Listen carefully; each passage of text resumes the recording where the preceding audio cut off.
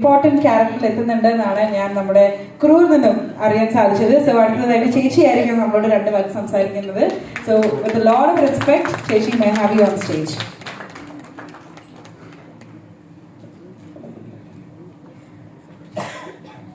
എല്ലാവർക്കും നമസ്കാരം.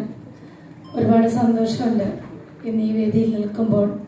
കാരണം ഞാൻ ഒരുപാട് വർഷമായി ഒരു ഓഡിയോ ലോഞ്ചിങ്ങിനായിട്ട് എവിടെയെങ്കിലും ഒന്ന് പോയിട്ട് പല കാരണങ്ങളാൽ പോകാൻ സാധിച്ചിരുന്നില്ല.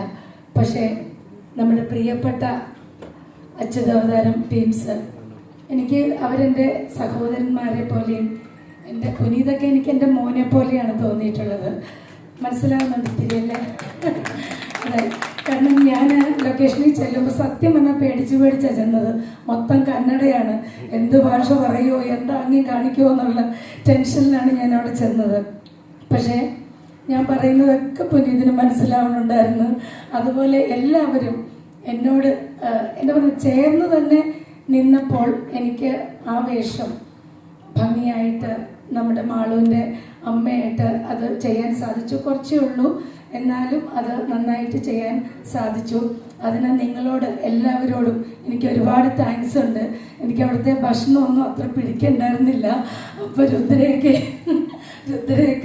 എനിക്ക് എന്താ വേണ്ടതെന്ന് ചോദിച്ചിട്ട് രാകേഷ് ആണെങ്കിലും രമേശ് ആണെങ്കിലും രുദ്രയാണെങ്കിലും അതായത് അത്രയ്ക്ക് സ്നേഹത്തോടു കൂടിയിട്ടാണ് അവരെല്ലാവരും എൻ്റെ അടുത്ത് പെരുമാറിയത്.